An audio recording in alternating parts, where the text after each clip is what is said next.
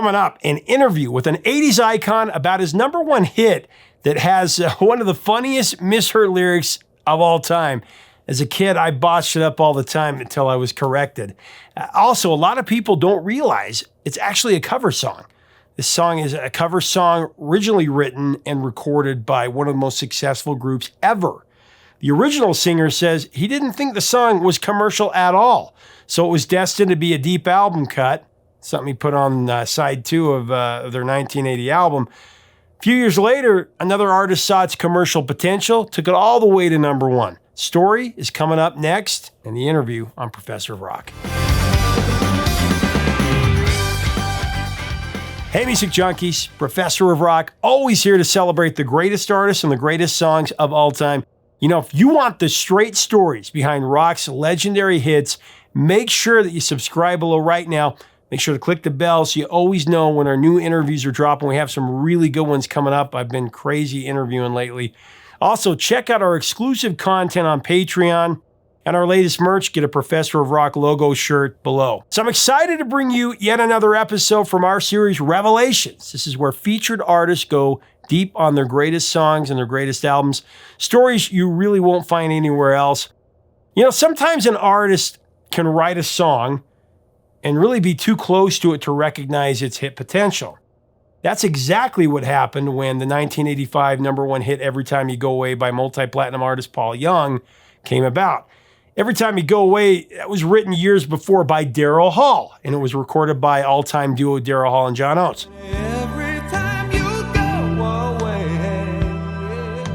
But Daryl thought it was a deep cut. He buried it on side 2 of their 1980 album, Voices. He said he was just doing a gospel thing. It wasn't anything special to him, really. Then Paul Young redefined it with an 80s pop soul smash.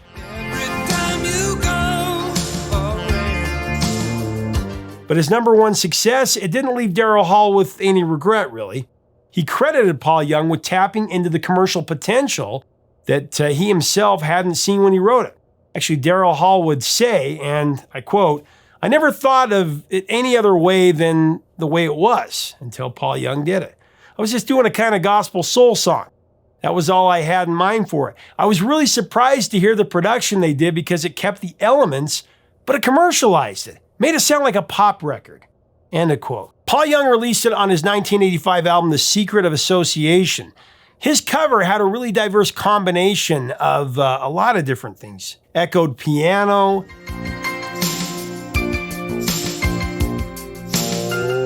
the Yamaha DX7's harp preset,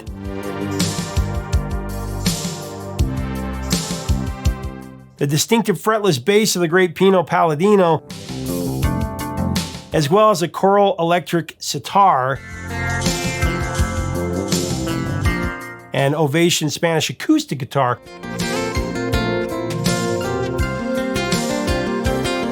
Which were both played perfectly by the great John Turnbull. It went to number 1 on the Hot 100, also went to number 1 on the AC charts, and it went to number 4 in the UK. Has one of the funniest misheard lyrics ever, as I said. When I first heard it, I thought he was saying, every time you go away, you take a piece of meat with you. Take a piece of meat with you. In fact, my sister and I were so confused. We were like, why does she take a piece of meat with her? Are they always meeting at a barbecue or something? First, I thought I was the only one that heard it that way, like maybe it was just an Idaho thing. Actually, I Googled it, and it's in hundreds of articles for the funniest misheard lyrics ever, including a funny piece from the New Yorker that had an actual illustration. I'll show a picture of that. Also, it's grammatically incorrect. Every time is actually 2 words, but here they make it 1. But who needs grammar when it's rock and roll?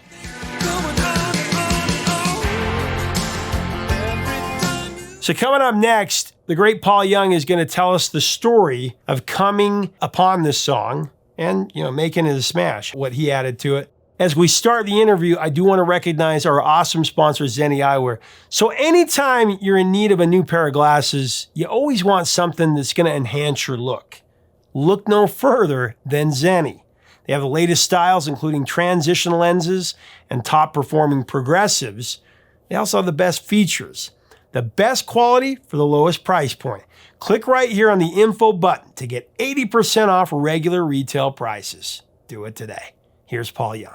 I've got to ask you about this record because I've had this since I was a little kid. I mean, I remember buying this and having No Parlay and this record, but Secret of Association. This really was a massive record. Every time you go away, I mean, you think about that song, #1 in the US on the pop charts, Hot 100, #1 on the AC charts, of course, #4 in UK.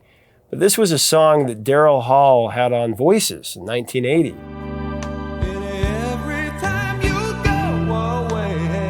When he recorded it, he thought of it as like a gospel song. But he always credits you that Paul found the commercial part of it, but even more than that, he found just the really cool pop aspect, but he kept the gospel part of it, you know? I think that's such a great compliment to be able to do that. But one of his favorite covers of a Hall & Oates song.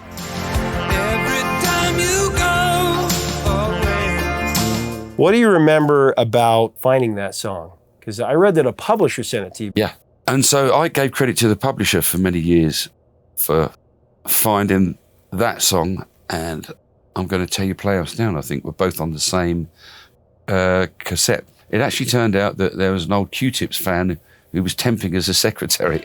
Everybody's got somebody, yes they do, all right. She walked in the office and said, you should send that to Paul Young. Really? Just like that, yeah. Sharon, I'm still friends with her. Like we kind of know each other on Facebook and stuff. So what happened was we'd gone and we'd done I'm Going to Tear Your Playhouse Down. I'm gonna tear your playhouse down. And we got the album pretty much complete. My manager said, ooh, this is a dark album. And it deals with some dark subjects. I was in chains. Chained to my love. You know, standing on the edge of love is a very dark kind of being scared of falling in love and having a relationship. Standing on the edge of love, moving around. And I'm Going to Tell You Playhouse Down is pretty nasty, you know. You make our lives a stress and strain. So he was a bit worried that I'd moved too far away from the No Parlay album. And he said, you need to go back and look at some of the songs you passed on. So we went back and we found Every Time You Go Away on the cassette. We listened to it and went, why did we pass on this one? Every time you go away. Don't know. Let's give this one a go.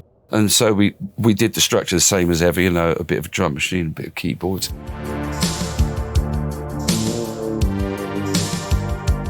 All things like that. And then I put a guide vocal down. We can solve any problem. And then my keyboard player, who sometimes used to write what they call library music. So you write pieces of music and you log it and hope that it will get used in film or something. So he'd got this theme that he thought would be great for a Doctor's series. And it went da da dum dum da da, you know.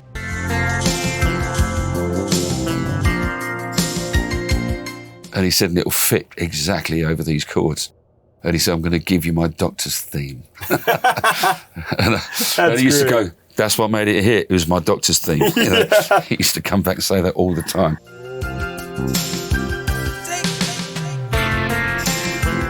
But so then we had that, and the song just started to build and build. I really wanted to use the sitar, and then I came up with the cascade bit after the Doctor's theme. And then before we knew it, it was really taking shape. The echoed piano, too, was a really cool effect. Yeah.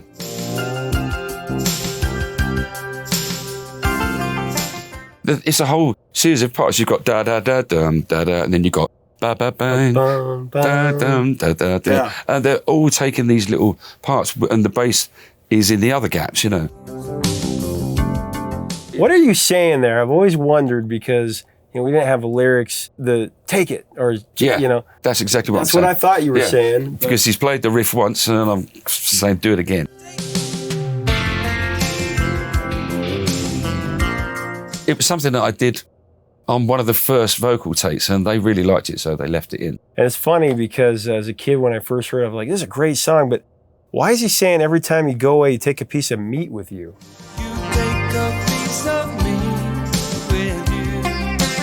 Yeah. You know, because you mishear songs like, Yeah. that happens all the time, like, excuse me while I kiss this guy instead of Yeah. kiss the sky, that kind of There's thing. a book of misquotes, like, I know. like a coffee table.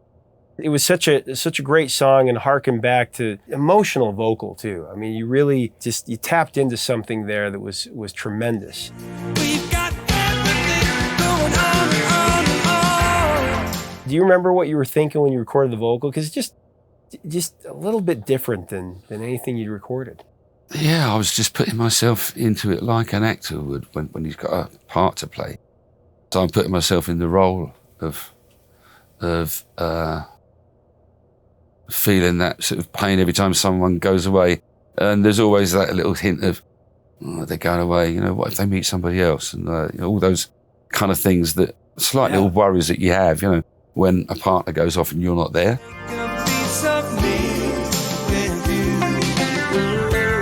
You like Sinatra there. That's what Sinatra did so well, is that he could put himself, I mean, he never wrote any of his own music, but he could take a song and record it 100 times and make it his own. Yeah. Because of the experience that you knew you were hearing truth. And that's what stands out to me about every time you go away, the way you approach it. Can't go on saying the same thing. The way you're saying, there's a little bit of hesitancy there, and then you grab it at the same time. And it's just like, you can't plan that. That's just like magic. That's just a lot of the things that I do. I run on instinct. So a lot of the ad libs at the end, they were just things I was thinking. I was continuing the thought of the lyric, and then I had those little bits right at the very end. You know, don't think that I don't care. I'll be with you everywhere. All those sort of things. You know, they just come out from somewhere. I don't know.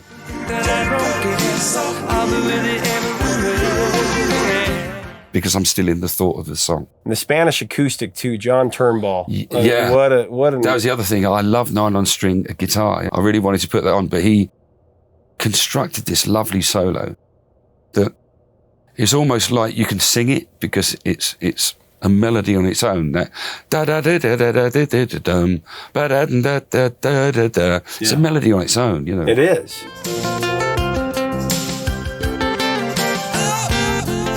Well, the music video, Nick Morris, that was, the way he did that was actually influenced a lot of music videos that came after that. The desaturated style, the slow motion. And I know that Bon Jovi took a little bit of that when they did Wanted Dead or Alive.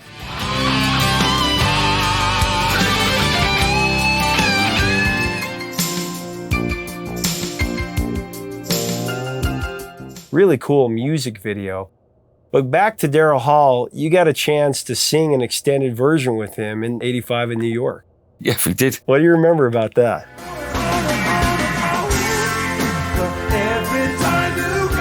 Yeah, I remember that he came along, and it was one of those things where I thought, right, well, it's my show, so I've got to come up with an arrangement thing and how we can stretch it out. And I did used to get the crowd involved.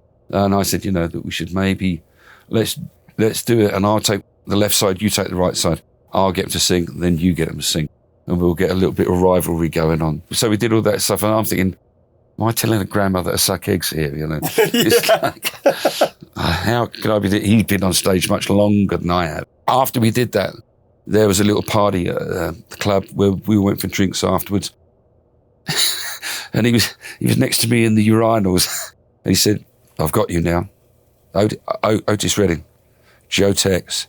I named a couple of others. Went, can you get all that from just seeing me? He went, yep.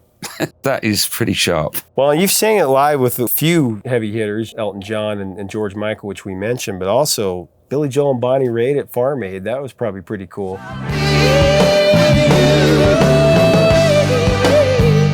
But Live Aid, when you're singing in front of that many people, I mean, you're on top of the world at that moment. #1 in America, one of the biggest songs in 1985, and here you are at Live Aid singing in front of as big a crowd as anybody's ever played. Hey, if we can solve any problem. Yeah. Take us to that. Like, what does that feel like? It was just a runaway thing. It was getting bigger and bigger all the time. Even every time we go away, was destined to become #1 at that point, but we weren't certain. I remember because I had a holiday straight after. I think we put the holiday back so we could do Live Aid. And then we flew out there. My manager said to me, well, you've done everything you can now. You know, we don't know. And I found out I was #1 in America when I was on holiday in Antigua. So that was a pretty big moment, you know. But it all gone just up and up and up and up. Because for a long time, when the first album didn't really crack in America, I was thinking, why is this stuff so big in Europe? And, you know, I still don't, I don't know if I can analyse it. I think maybe the first album was very quirky, no parlay, and a little bit too much of an upset for what American radio was. Whereas the second album is a little bit more American radio friendly. Without me trying to do it, it happened, you know. Come Back and Stay was way bigger in America than this chart position. Come back and stay for good this time. I mean, it may have hit number 22, but it was so much bigger because when they use it in Grand Theft Auto, that video game, and they use a lot of 80s music in that video game, Vice City. I shut my eyes and I fantasize. You know what? My kids have never told me that, and they used to play that game. But I didn't know it was in there. And that's a song that, because they have all the big songs of the 80s, they didn't play Every Time You Go Away. They played Come Back and Stay because that was a distinct, like, from the first gun, you know, and then the dun, dun, dun, dun, dun. Yeah. I mean, that was a big song.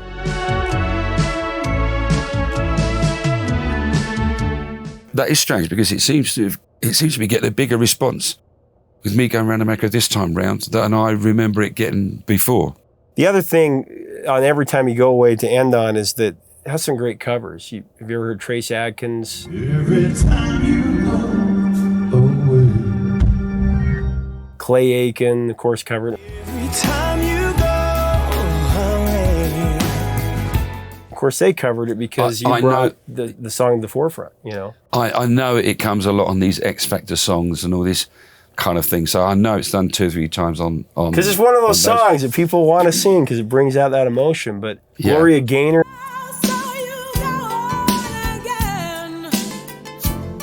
and George Benson and Al Jarreau. Did you ever hear those versions? No, I didn't know that.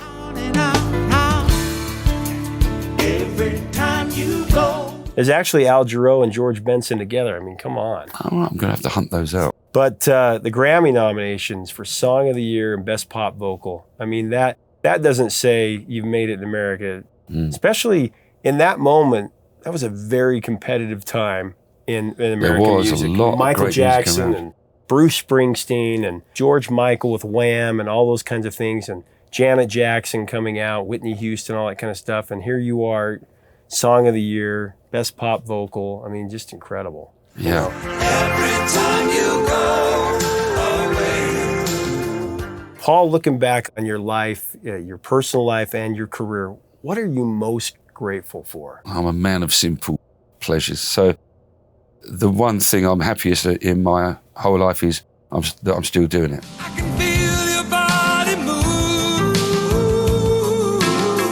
I can say that I'm still a musician, and I've given my wife and my children, a nice life, a good education, and condolences. Yeah, thank you very much. I'm so sorry. But you know, I'm so glad to still be doing it now. Every time you go away. Very cool. Make sure to leave us a comment about this 80s soul classic and about Paul Young and Daryl Hall and John Oates. What do you think of the different version? What's your favorite? Let's talk about it in the comments. What are your memories of this song? Great little ditty here. If you like these videos, make sure you subscribe below. Make sure to pick up some merch. All of this helps us keep the music alive. Till next time, 3 chords and the truth, my friends.